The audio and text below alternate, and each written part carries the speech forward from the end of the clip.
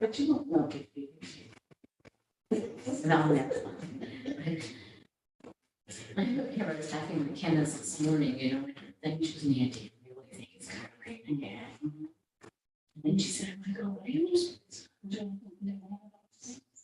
It won't be like at 4 a.m. But then, it's like this cloud. So she was like, after school, I'm like, can I go and play with my house? I said, no, well, outside. Outside in like 10 days. Right.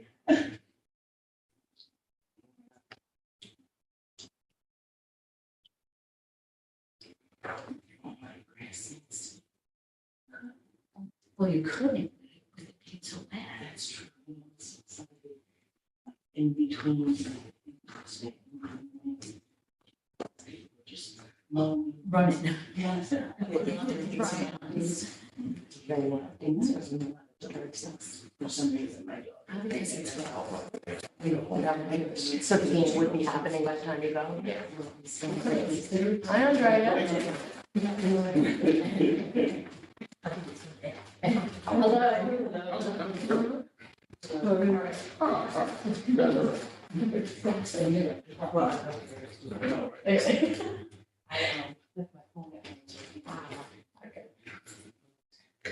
All right. So Joe, if you're ready, I'm gonna get ready to set the record button, okay?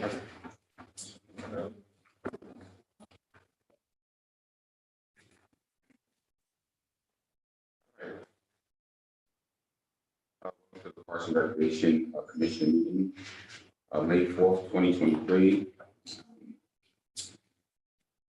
We're going to approve the minutes after we have our guest speak, which is regarding the Forsyth Park Nature Center and our party approval, Woodstock Farm Sanctuary. Am I saying that right? Yes, that's right. Is that right? And do you guys want to introduce yourselves? Absolutely. So my name is Irvin Wai. I'm the Shelter Director of the Star Farm Sanctuary. All right, I'm Anna Balser. I'm the Education Manager at West Hong okay. I'm Rakia, I'm the social media coordinator at the Star Farm Sanctuary. Hi, I'm Rachel Stone, Executive Director at the Star Sanctuary. I'm Leslie Chi, I'm the president of the board of directors of the Sun Farm Sanctuary. Thank you. All right, so I don't know who wants to present, but we're gonna give you 5 minutes as we discuss. So I'd like to hear what you have to say. We'll go from there. Great, thank you. Thanks for taking the time to have us here and hear our concerns about the Nature Center. So again, my name is Anna. I'm the Education Manager at the Sanctuary. For those who don't know us, we are a sanctuary for rescued farmed animals in High Falls. We're home to around 350 animals who have all been rescued from situations of abuse and neglect in the animal agriculture industry.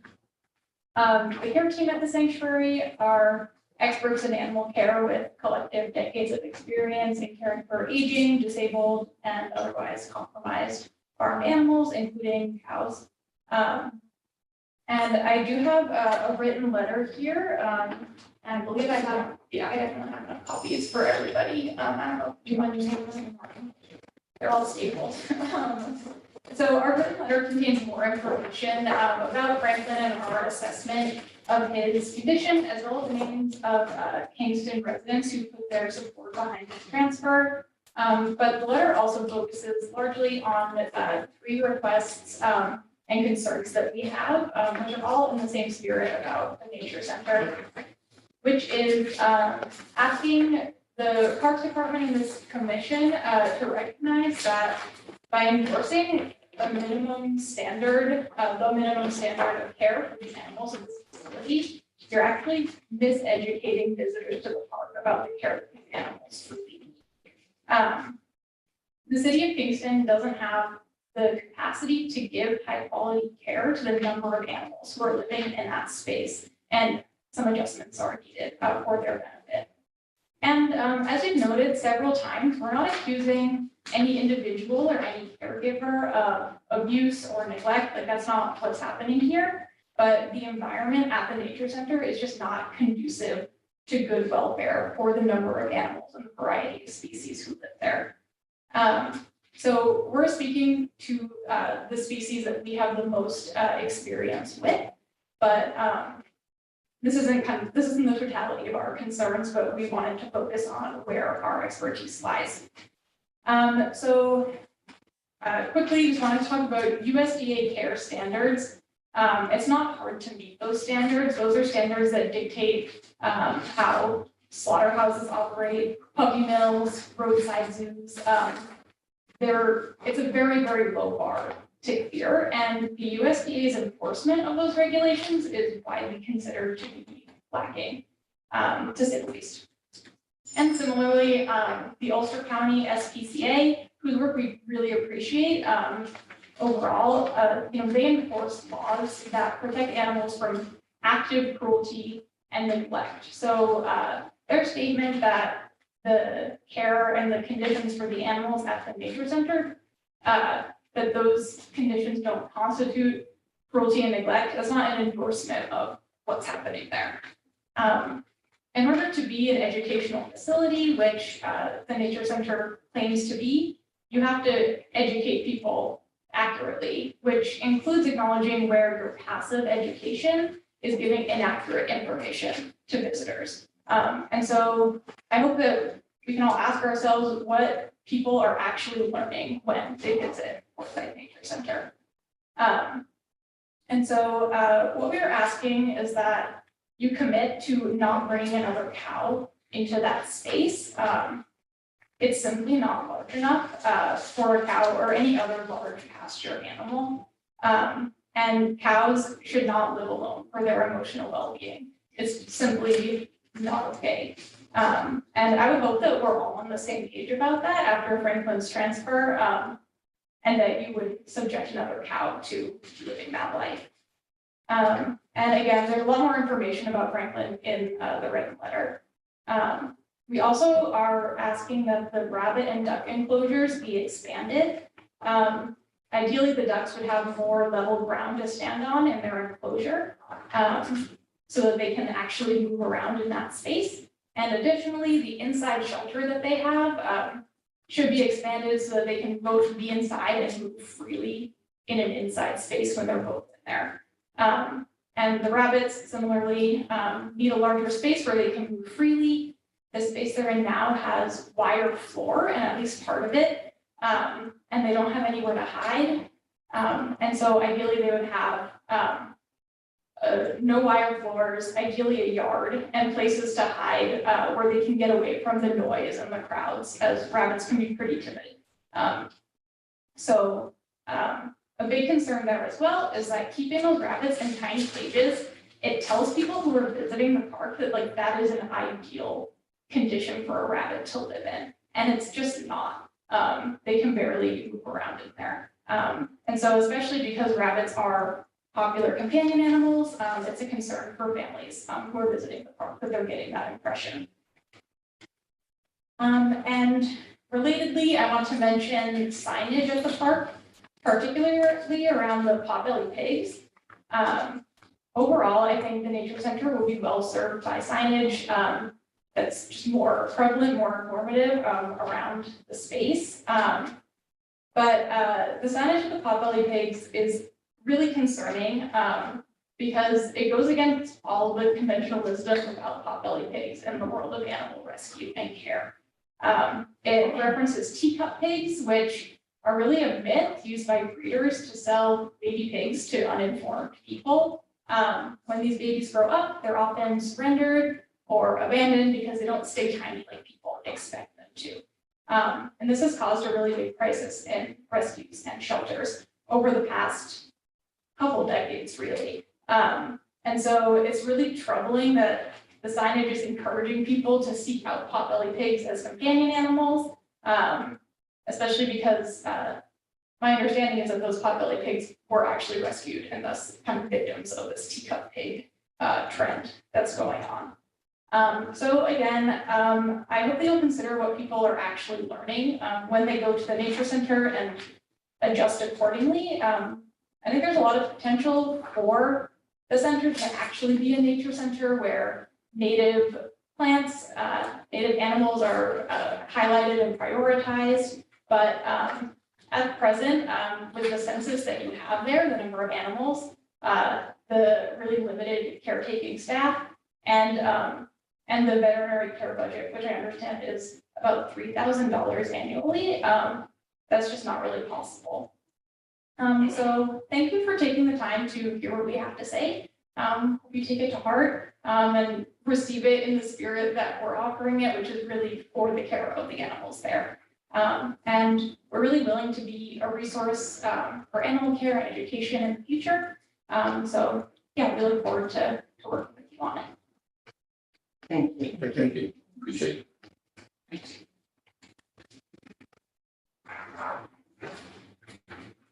All right, that's it, You're welcome. thanks. Yeah. Thank you so much. All right. Thank you. Okay.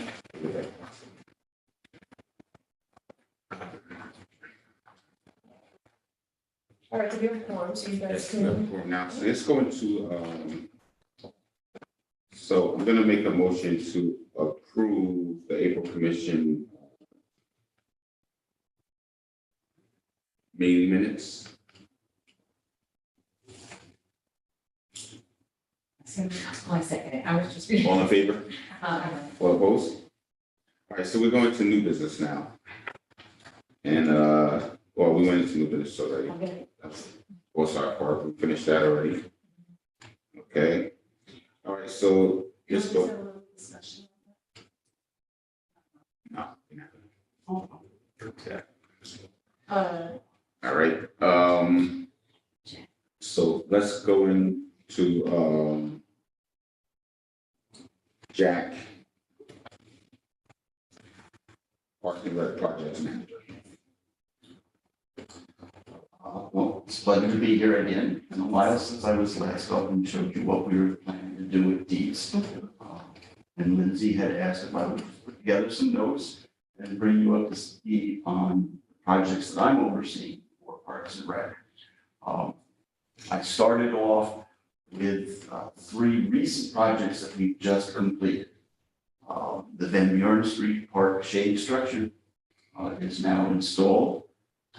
That was funded through CDBG, and we spent about $22,000.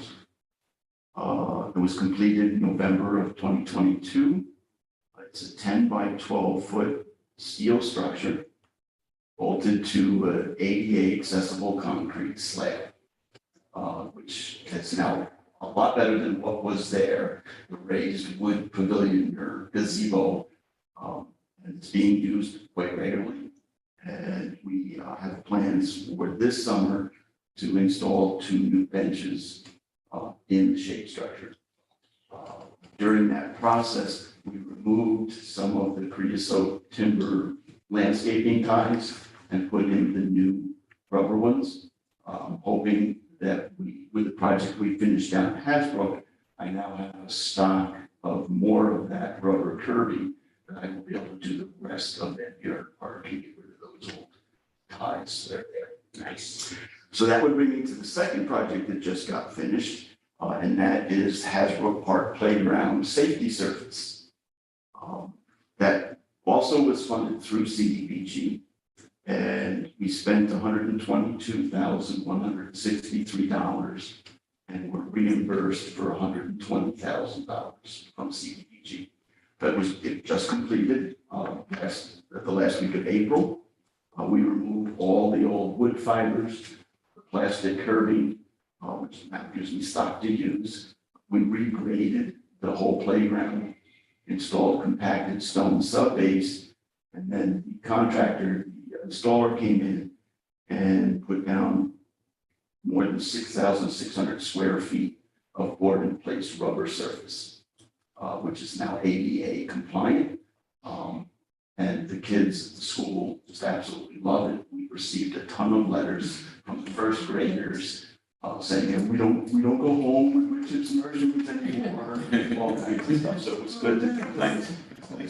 It was one of those difficult projects. We had in on the calendar for October of last year, and the weather just got too cold too fast, so we couldn't get it done.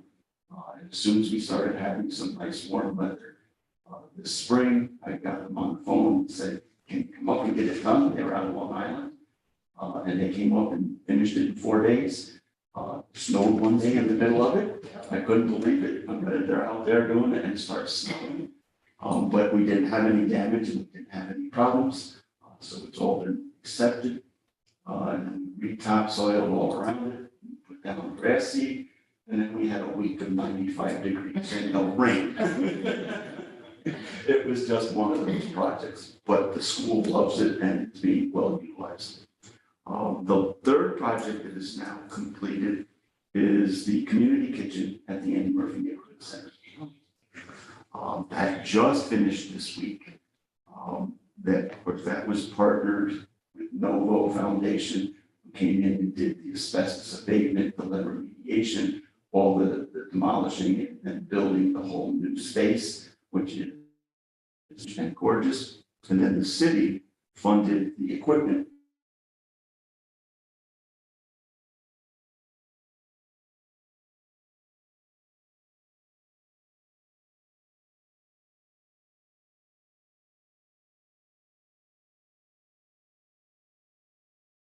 Permitting, verbal, okay, and I'm just waiting for the permit to show up in the mail. We installed 3 commercial grade freezers, 2 commercial grade refrigerators, a refrigerated sandwich and salad station, an 8-burner electric range with 2 stoves, and a huge exhaust fan and Ansel system over the range, ice maker, dishwasher, 5 sinks, storage shelves, prep tables, countertops, and wall cabinets. And it turned out beautiful. Gotta come over and take a look at it, see. And I'm sure Lindsay will talk when she gets into programming as to how we might see it getting used as a community kitchen. So those were 3 great projects that I'm now going to cross off my list. Yes. The 4th one, which is about to be completed, is the Andretta Pool House, the upgrades at the pool house. That was funded through the Department of State, DRI funding, the grant that was given to the city. Phase 1 was the exterior and pool repairs and the new splash pad that got installed. That was all finished last year. And that was, we expended $719,500 on that phase. How much was that? $719,500. Phase 2 is the interior renovations, which we started back in September, and we finished this week. So now I'll be there next week doing my punch list inspections and getting ready to do closeout on that project. It included all the interiors being redone, new sewer, new water, and all new electric service in the building. It's a brand new building. We spent $1,328,000. We had a contingency fund of $66,500, of which I have $61,500 left. So it was a well-planned project, it was well-managed, the contractors did a phenomenal job, and it didn't go over on anything except one little $5,000 issue that we had to take care of. We're waiting on the delivery of the exterior lockers. They're now being pushed maybe into mid-June, but the contractors will be on hold and standby, and as soon as they arrive, they'll bring them to site and get them installed. Other than that, it's all done, and the pool is scheduled to reopen Father's Day weekend. That means I could take the big splash first? Absolutely. That's a big splash. It's now a completely ADA compliant facility. We took out what was locker rooms and made them changing rooms with private changing stalls. So everybody has their privacy. We also, for both the men's side and the women's side, all new plumbing, all new toilets, all new petitions. We also created a family bathroom so that if there's a mom there with their young son, they don't know which way to go. There's a specific room for them to use with a diaper changing station. And then we also created a family changing room, both on different sides of the building. We installed a bottle filling and water fountain out by the pool. We moved the showers to the outside. No one was really using the indoor showers, so they don't mind coming out of the pool and just taking a rinse and getting in. And the lockers, when they get installed, the pool pump house was completely renovated and rebuilt. So it's all new equipment. And I've got one little valve left that I have to change out, and that's the auto refill valve. But other than that, we're going to be ready for June. It was a fun project, and it's looking really sharp. How old was that structure? When was that built? I think that was built in the 1960s. Okay. And I don't think it's undergone any major renovations since that Since, time. I know that we recently did the roof, but that was pretty much. Yeah, the roof was part of phase one. Right. So it was, all in all, it was a $2 million renovation, but now it's good to go for a while. Yeah. Nice. So that then brings me into the actual stadium improvements, the rest of the Dietz Andretta project. That is being funded through the Department of State, DRI, like the pool, through the DEC Green Infrastructure Grant and the EFC Green Infrastructure Grant. So we have $5 million in grant money. We have the Dietz Capital Reserve Fund, which started with $300,000, which is now just about gone. We're using it. And then the city has bonds for $18.4 million. So that to date, with the pool and engineering fees, we have spent $2.65 million already. The drawings and specifications for the remainder of the project are now complete and are out to bid. Bid proposals for site construction, general construction, mechanical, electrical, and plumbing work are all due by May 31st. I negotiated a project labor agreement. I don't know if you understand what that may be, but I met with the unions and we negotiated an agreement with the union halls. They will not strike. They will not try and do a stop work order. They will not try and do a slowdown. We will still be able to bid out to general public, regular contractors, but they will be overseen by the union halls. We also, in that negotiation, reduced second shift, off shift, and overtime wages. So by doing that, we will be able to keep the speed of construction up, have the second shifts working, and save close to 5% of labor costs on the entire project through this negotiation. With that negotiation and with the project labor agreement in place, we were able to circumvent what is called the WITS law, which mandates bidding processes and procedures and coordination of the project.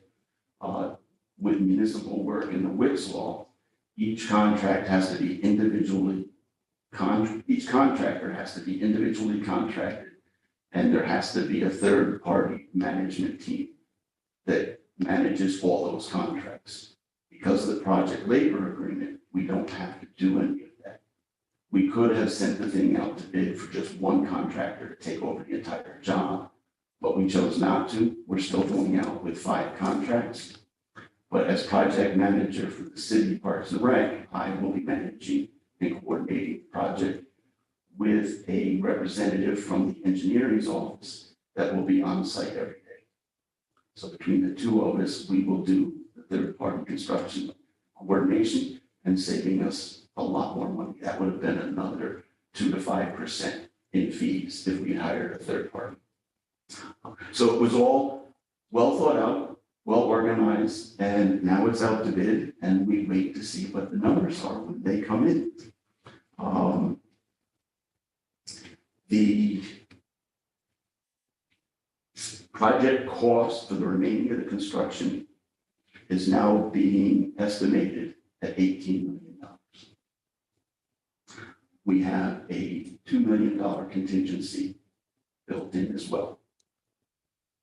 The substantial completion, well, the proposals are due May 31st. We intend to go to contract by mid-June. And we will issue notices to proceed and start right after high school graduation. So hopefully in July, we'll have boots on the ground. The proposed completion is August 30th, 2024. And trying to get it done in 13 months. We have already received proposals to replace the field turf, the track surface, all the stadium lighting, the scoreboard, and the grandstand seating. I'll be going out to contract with them probably next week.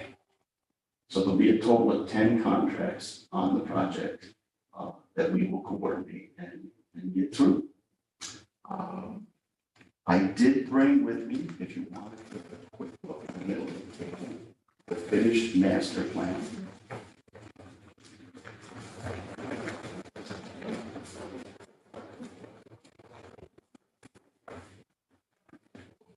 So this is coming in off of Joyce Lane. That's where we now come in. There's the pool and pool house.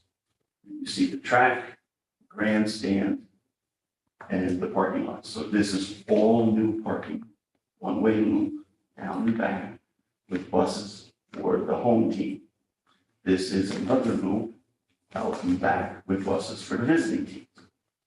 This is now the gated entrance to the stadium. Everyone comes in through security at this little building, which is fenced and gated. Visitors can then go straight to the visitor bleachers. Home team can then walk around and get over to the grandstand. The two little buildings that were back here are being demolished. One large open air pavilion is going in with bathroom for the referees and a small snack bar kitchen, but it will have space and hookup for 4 food trucks around the open air pavilion. Right?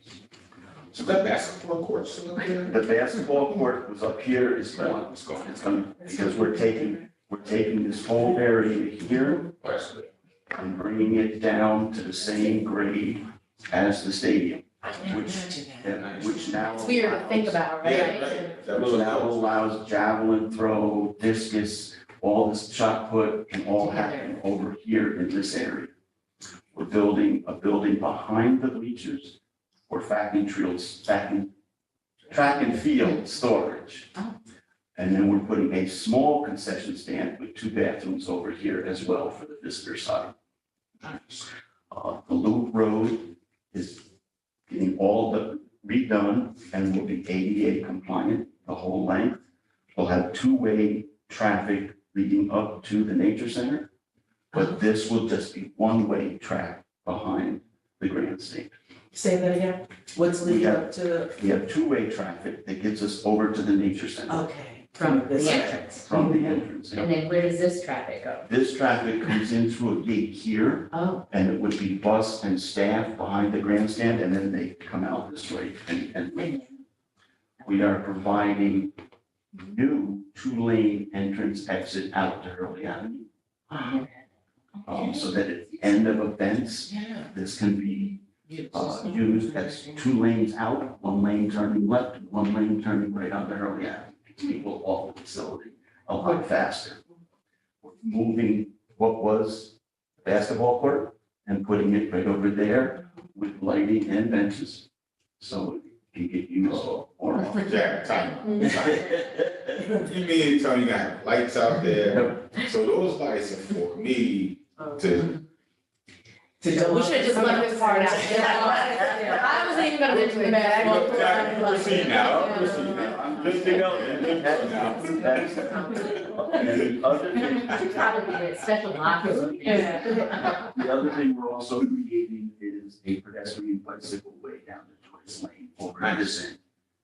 So that people are at the nature center or they're coming out and they want to But instead of having to go all the way out that way, they can leave the property down at Joyce Lane. So, and it's all new lighting, all new turf, all new track. The grandstand, we're now splitting, I showed you back earlier, we're splitting a tunnel through the grandstand to the locker rooms, which then meant we needed ADA compliant ramps at both ends of the grandstand. And then we've got ADA compliant seating, which will be all new. So Jack, is it the height of that stand is still the same height? Yeah. It's not. It's gonna stay the same. Oh, cool. We're raising this grade right here about a foot, just because of runoff water and so forth. So it won't feel as high as it is now. It'll feel lower, but it's not actually moving. And the next drawing I'm gonna show you is just my favorite drawing, the landscape architect. Oh, wait, before you do that. Yes. Quick question. Yep. The pool, where, Goes over so here. it's not gonna move right? No, that's all done, that's finished. Yeah. And we're actually creating a line of parking right in front of the pool, which really never existed before. Yeah.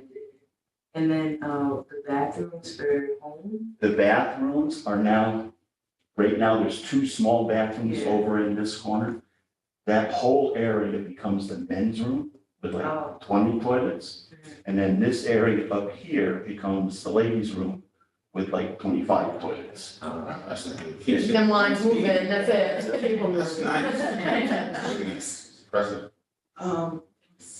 We're also improving the press box. I was just gonna ask And we're that. putting a canopy over the top of the press box, so that when they're up on the roof with their cameras and so forth, they're out of the weather. Oh, Oh, okay. that they used to makes just stand on the roof. Yep.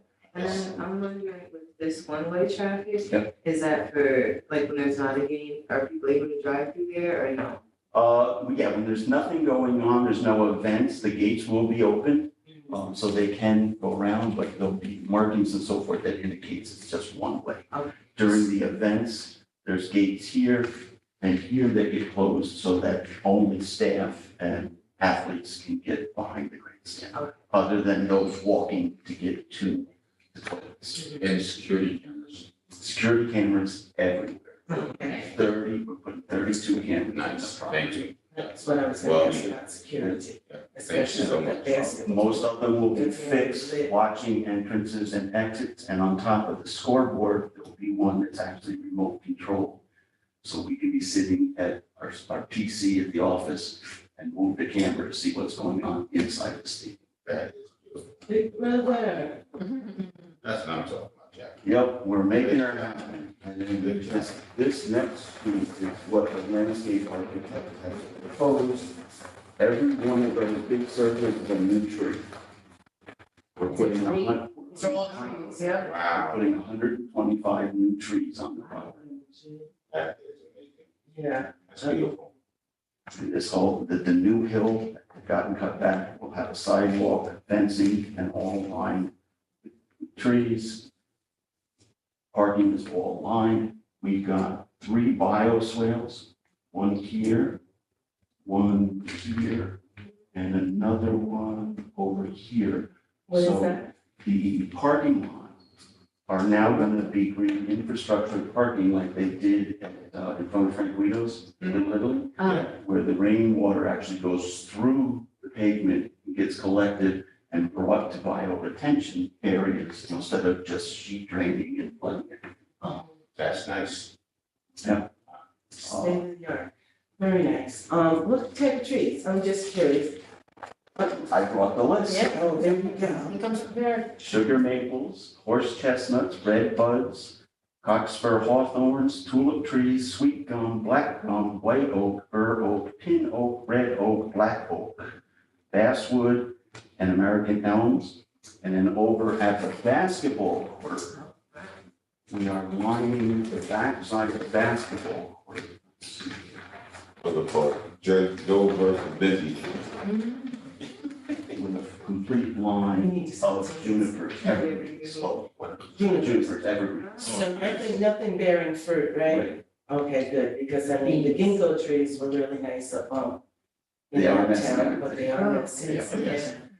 We've had a very good conversation with the new owners of that building right there, which is now a pottery gallery. Studio and Gallery, and they're very excited about it.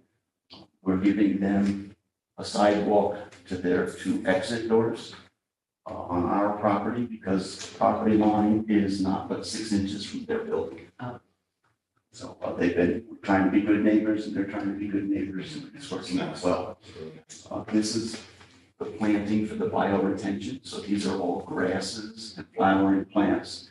That's about the only place anything's flowering. And we're also proposing 3 EV charging stations over in this corner.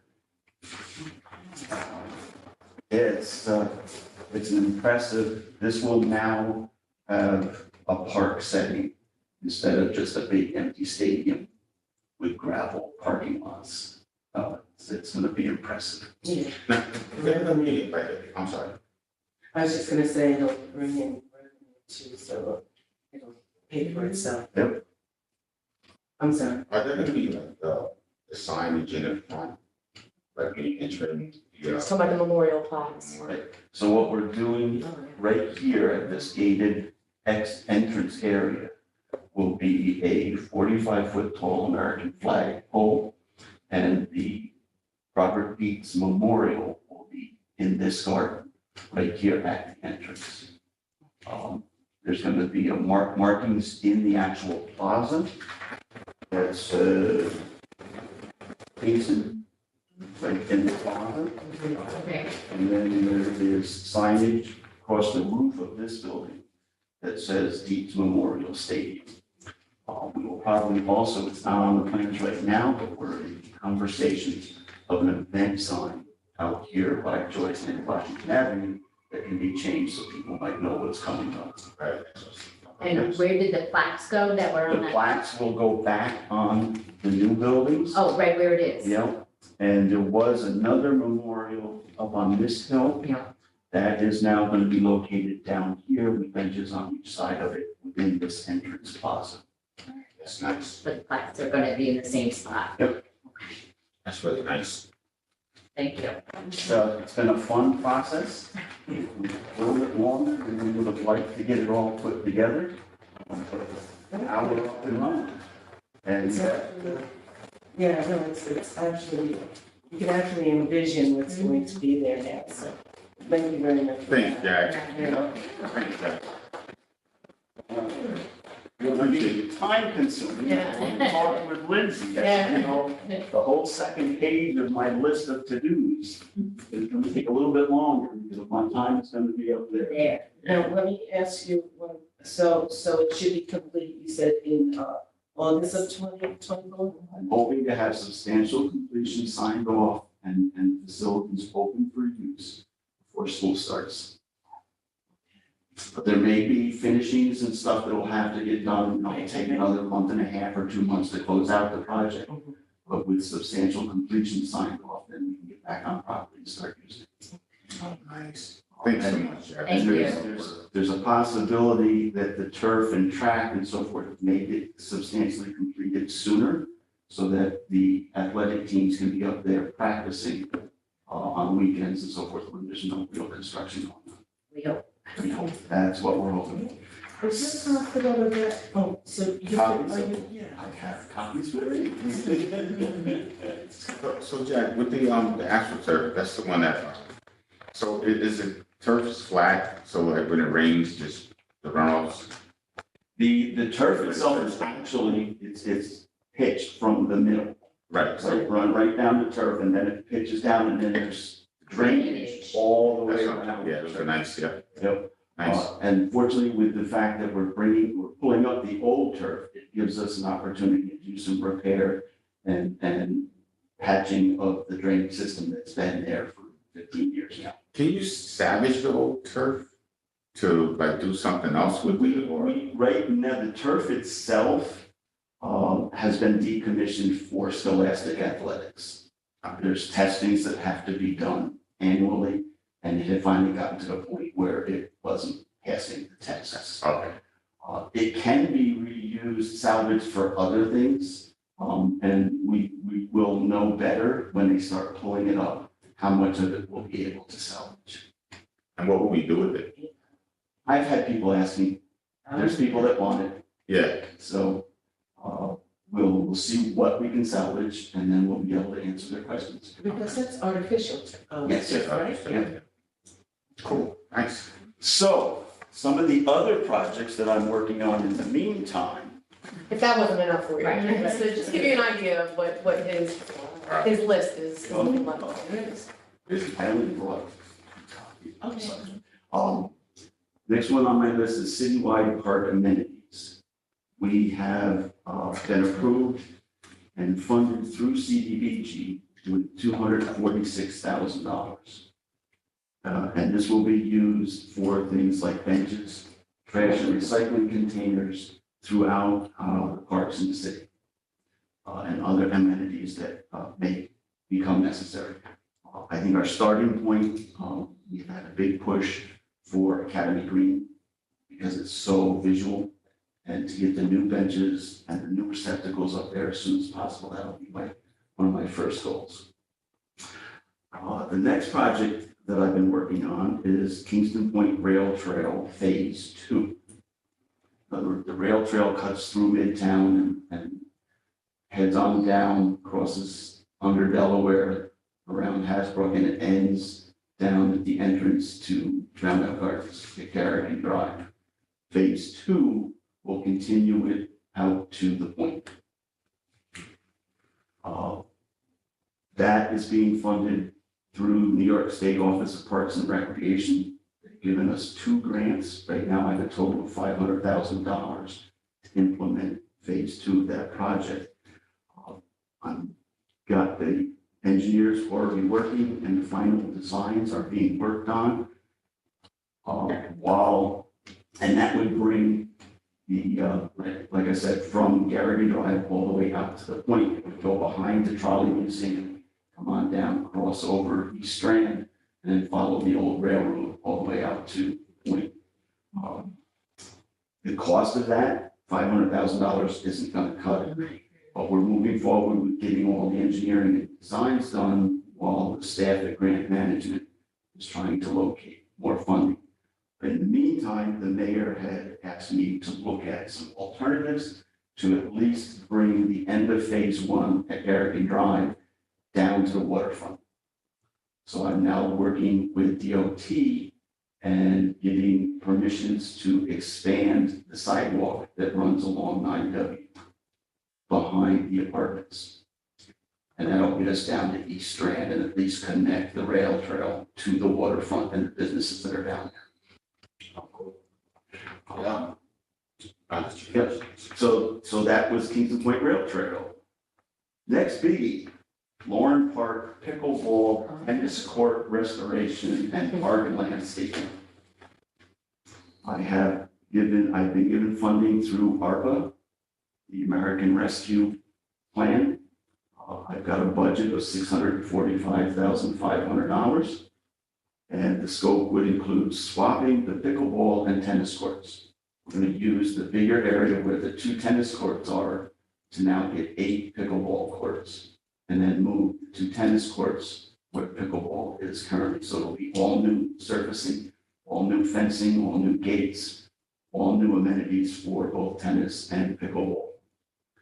At the same time, we will be removing the line of damaged trees from that northwest corner heading over toward Charlotte Street. We'll be reestablishing our property line and privacy fencing and doing all new landscaping to repair what's been damaged. And when will that start? My goal is to bid the restoration of the courts as a single project during the summer, this summer. After summer camp. And start construction right after summer camp. Because Lauren Park gets a lot of summer camp activity. So I didn't want to be in the midst of construction while the kids were there. So as soon as summer camp's over, I'm hoping to be able to break ground and get the tennis courts and pickleball done before fall.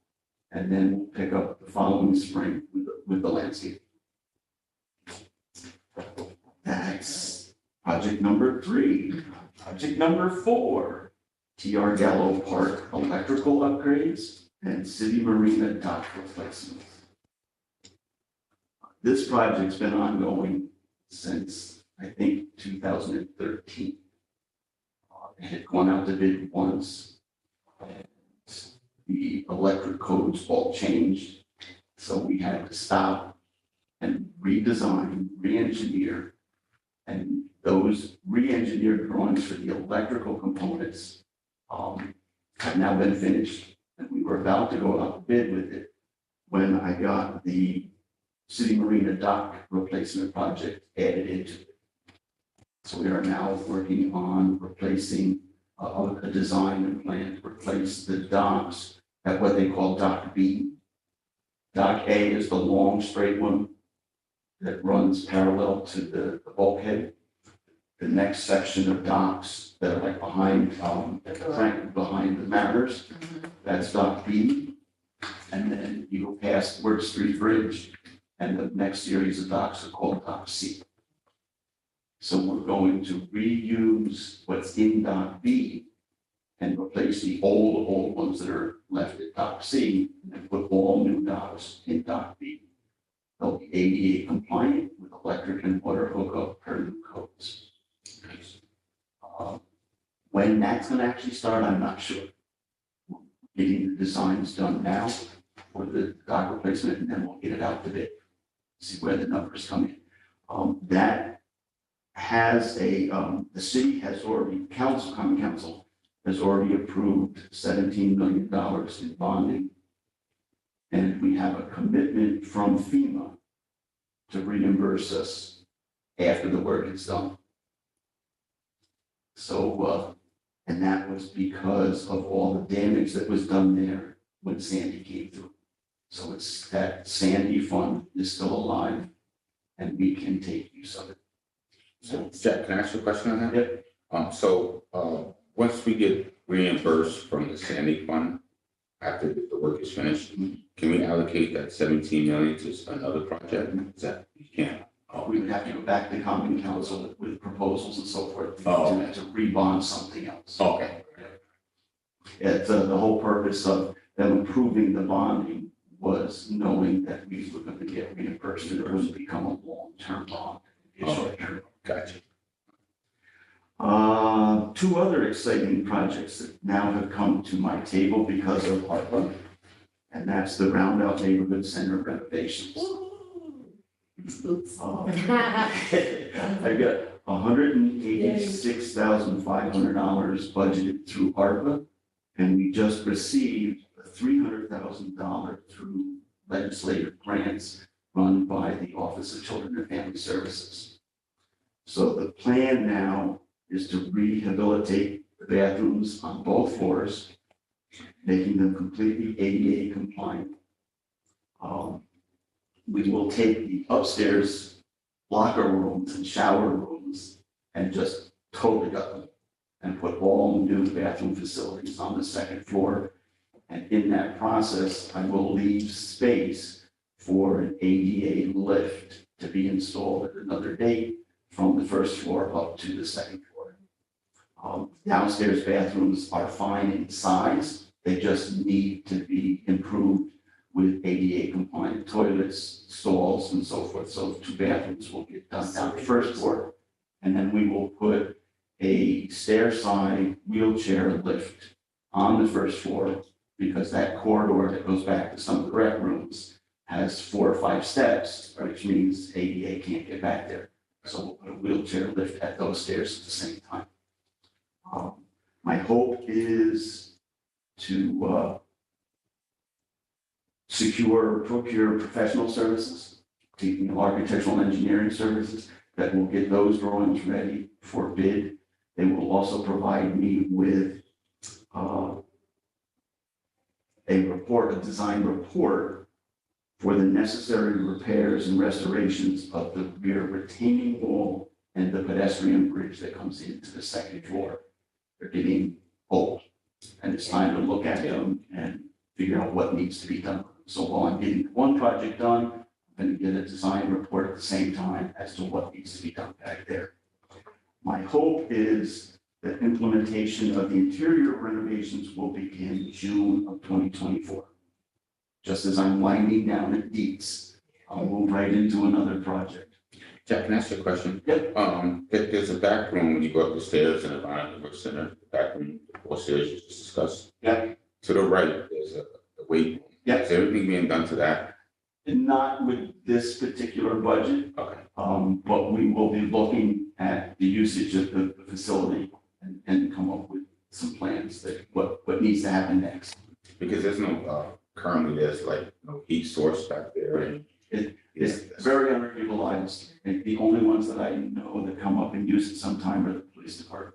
Yeah, well, sometimes the kids will go down there and use it as well. It gets, It's time to polish the place back up again and get it refunctioning. Yeah. the doors are fixed. They were pretty, yeah.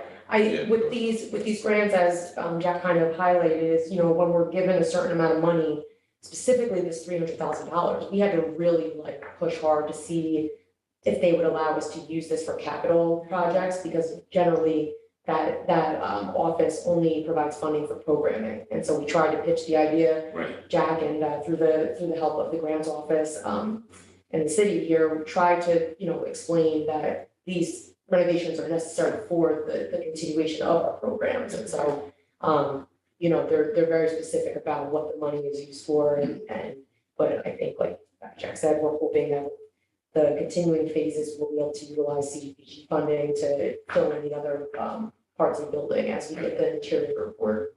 Great. Yeah. Thank you. And then the last one on my list, thanks to ARPA funding, I've been given $235,500, $235,500 budget to procure professional services and put together documentation for the renovation of the Andy Murphy Neighborhood Center.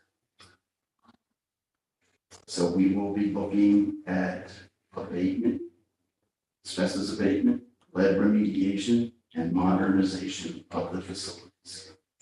There won't be an implementation plan, but it will at least give me all the documents so that we know where we gotta be budget-wise and so forth, and start thinking about where we gotta go for more money. Because once we have the plan, it's a lot easier to get the grants, but without a plan.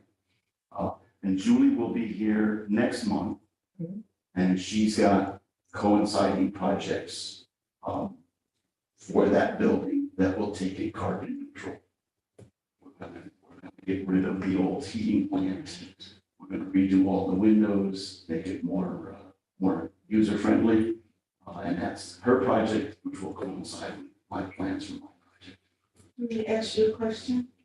The $235,500 Yep. is going to be used for actual renovations? No, that's what That's why I asked you, because I thought that Yeah. was for the plan. That wouldn't even take care of one of the One week. Yeah, okay. Yeah, that's just to get the architects and engineers on board, spend a year putting together proposals and plans Okay. and so forth. Yes. And it's likely that a building of that size is gonna probably have to be broken up into phases as well, and so. Once we get into construction. Yeah. So this is like a couple years out, Oh, yeah. definitely. I'm not going anywhere for like another 10 years. Yeah. I think we got him until retirement, what I remember in that interview. Jack, I think you're good to go to retire. Yeah, he'll get, he got enough on his plate to last him, that's for sure. Yeah. I mean, these projects now will bring me into the end of 2024. Great. So it's been a pleasure coming back and bringing you up to speed. Yeah, I think it's become phenomenal, the monies that have become available that are now helping Parks and Rec around the Yes. city. Yeah. Yes, Yes. yes. And, you know, people have been asking, you know, what's going on with this place or that place, so now we have some concrete answers. And although I didn't include them tonight, I do have on my wall, in my office, the next thing on the list. There's a few lists. Yes. So eventually, as some of these come off, then we move on and keep going. There's a lot to be done around the city and Parks and Rec. Then you have a wish list. Okay, Yes. so that's, you know, genie list is another. Yeah. Jack, this is really excellent. We all appreciate what you all are doing and the grant funding, the grant writing, whatever, you know, the time that everybody's putting into this. You know, people think sometimes that these things happen overnight, but it doesn't. You know, it takes time for architects and everybody to get together and funding and to make this happen, but I'm glad it's finally happened because these questions, I mean, you answer a lot of questions for the last 5 to 6 years, 8 years, whatever. But I'm glad that everything is now we have concrete answers to give to people. Yep. You know, especially after today, this is like spot on. I will give this PDF version to Lindsay when I get back to the office, Okay. and she can send it out to you Yeah, guys. so if you want to hold on to those, I You can. can share at least the two of them anyway, if somebody wants to take it home. Yeah, I'll send them out. Yeah, there's a couple of commissioners didn't make it today and I'll keep shot it. So, yeah. But that's where we're at, and I'm just glad to be able to be here tonight. and- Thank you. Thank you. Thank you, Jack. Thank you, Thank you so appreciate much. it. We appreciate it. When you see me come into the store on Oh. a regular basis, now you know why. Yeah. Where's some of your best customers? Hey, Jack, guess what? Next we're on the house. Yeah. Thank you, Jack. Thank you. I do want to say Jack and Julie have been working extremely hard to try to get as much done as possible. And it's, you know, sometimes it's about funding, sometimes it's about capacity and, you know, trying to knock things down one at a time. And they both have been just amazing for our department and taking us to another level, you know. And as you said, these are things that have been lingering or been asked for years, but now that we have the staff and we have the funds, it's really starting to become apparent what we can do with the right resources. So just want to thank you. Thank you. Thank you. Loving the staff that I work with. I just love being a part of making things happen in my hometown. Thanks, Jim. Yes. It's wonderful. Have a great rest of your meeting. Thank you. I mean, you're welcome to stay. Yeah, I mean, we're, yeah, while you can. Yeah, Waiting for dinner. That's right. There you go. There you All go. right. All right, so Lindsay, we're Yes. on you now. Yeah, we got a couple of things, to mention here, so, Just gonna back up a little. yeah, I'm sorry, if you need to reposition yourself with the sun or anything, they don't. Yeah. This is good.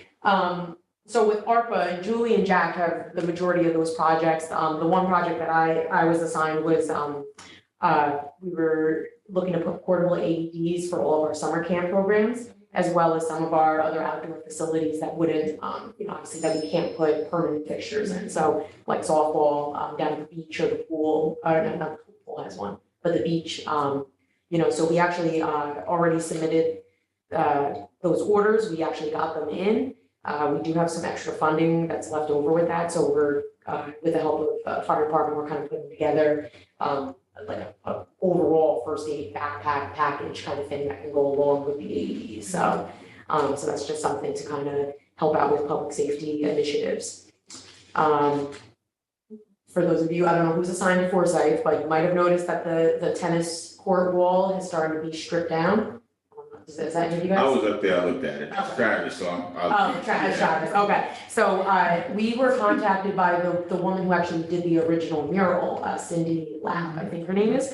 And she's wonderful. She, offered to kind of start over from scratch, you know, considering the condition of the wall. So she kind of went and started, picking around and stripping it down a little bit. Our guys are gonna pressure wash it, fill in the cracks, and then repaint it, just a clean slate. And she's just gonna put a more simple, elegant Forsyth Park signage on it.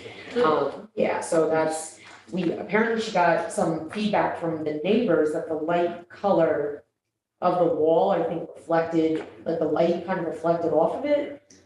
It used to be like a light blue or something. Yeah. So, yeah, somehow I think the light, that was one of the requests from the neighbors, is to not make it, I think, such a light. I didn't know that was, but yeah, so we are, she asked that we go with, kind of a similar concrete gray. And then she will be putting, I believe, using blue and green colors to kind of, do a whole Forsyth Park. What's her name? Cindy Lapp. Yeah, Cindy. Yep. So she's done them all. Yeah, I think she done a little wall ball or the handball courts. Oh, okay, Yep. okay. Yeah. Yep, so, that's good to know that we'll be having that. That's, I believe, next week our guys are gonna be taking care of their part, and then she'll start doing the actual stenciling. So if you see that right now, it does not look pretty, but it's just because we're trying to strip it down. Kinderland, I don't know how many of you go to Kinderland often, but there has been some, for whatever reason, recent vandalism and damage at that park. There is kind of like a triple slide that exists there. The middle piece of it was like stabbed and gashed open, which, as you know, that if you get cut with a plastic like that, that could be really bad. So our guys patched it as quickly as they could, but I think it seems like it takes some time to dry. And with the sun beating down on it, it could kind of melt or come up pretty quickly. So we had to do it a couple of times before, and then kind of barricaded off so no one used it until it was completely dry, sanded it down, and then repainted it so it kind of matches. But we are looking at, working with the Junior League, who has been instrumental in, Kinderland 2 even being what it is. They have offered to assist in replacing the slide. It's not a cheap ask by any means, but they've been great with trying to keep up with Kinderland, and they're stewards of that playground, and they're helpful in that process. So we just wanted to thank them for their support on that. So if you see that slide not looking great, we are trying to just keep it well until we can replace it. We have a couple of programs that have been announced. As we mentioned, Earth Fair is next weekend. Sounds like there's going to be a lot of bands, a lot of food, good time. So hopefully everyone can at least stop by for a few and check it out. It's at Gallup Park this year instead of its usual location in Forsyth. Movies Under the Stars was announced last week. I don't know if everybody, I can try to send you guys actually that schedule. Movies Under the Stars and Music in the Park. So some of them are paired up together, and then there's some standalone events individually. And it's, the Arts and Cultural Affairs Department, work closely with our staff in trying to pair up the movies with the musical acts, kind of so that it's kind of cohesive and the performances versus, with the movies. So, I'm excited about the lineup. Movies, we have Black Panther, we have Selena, Jaws, and Cinderella, the Brandy version, which I knew you were gonna be excited about that one. No, that one, I think, that one might be at, that might be at Forsyth. That one is at Forsyth, yeah, the original godmother, fairy godmother. Yeah, so that one actually, our generation was very excited about that one. That was, so that one that's a big one. So that one, so that one is at Forsyth. That's our last one, actually. Okay. Yeah, so Jaws is gonna be good too. Yeah, Jaws. So Jaws is at Kingston Point. Yeah, Now, perfect. we are, I have to make this disclaimer publicly. We are not allowed to advertise this as the beach. It will not be on the beach. There are parameters to that. The company that we work with, anyone who rents out that film, you have to basically sign a waiver and agreement that you will not show it on the water or on a beach. So where's it going to? it's gonna be on the soccer field. So it will be off, it's in Kingston Point Park, not the beach. Okay. Yes, So we have the schedule for this. there's a flyer. Yep, it's been posted on Facebook and Instagram, and I think the mayor's newsletter, but we will, I'll make sure you guys get individual copies of that along with Jack's project list. But that one's exciting. That's gonna be fun. Yep. Yep. Yeah, so that starts May 7th. That's actually earlier than usual this year. Nice. May 27th, excuse me. So that starts off at Academy Green. Yeah. That's music and Music and movies, that one will be. Yep. Yeah. So that's exciting. We also have, I think I mentioned at the last meeting, our senior bus trip is going to Villaroma. That's the 31st. We've started to get some more signups. We posted an advertisement in the Freeman last Sunday. I think there's gonna be another one coming out this weekend. One of our seniors, I guess, goes on a weekly radio show and mentioned it, which was nice. And so we're starting to fill the bus. So if you know anyone that's interested, and there are rates for people that are not seniors, but want to go or want to join with someone who is a senior. So Villaroma, where is that? In Catskill? Yes, it is in Catskill, right outside. Yeah. But what's nice about this is that the resort, you have free access to all their amenities before the show, before lunch, after lunch, and it's a 4-course meal. It comes with, it includes red and white wine. I think it's a nice deal. Great selection of food to choose from and live entertainment, which is gonna be a Motown tribute. Oh, nice. Yeah, so we had asked some of the seniors, out of a list of performances, which ones they think they most likely will sign up for. And that's what we got. Yes. Well, you better sign up. Yeah, so yeah, that's May 31st. You know, I want to keep this brief because I know we have to leave soon, but I wanted to point out some of the upgrades that have been happening at the Forsyth Nature Center that, you know, many people who don't go there may not be aware of. Mark DeVay works very hard. I know you all know him. Yes, he does. I think Mark is amazing. He's one of our hardest working employees. You know, he has a wonderful reputation and he truly loves and cares about all of the animals, all of, you know, the community. He's a community man as far as I'm concerned. And so I just want to make sure that I said that because I think it's important that people understand, you know, we have some really, really dedicated employees and I think that needs to be highlighted more than it is. So I'm just gonna share some photos with you. You know, these are things that he's been working on for quite some time actually. Oh, wow.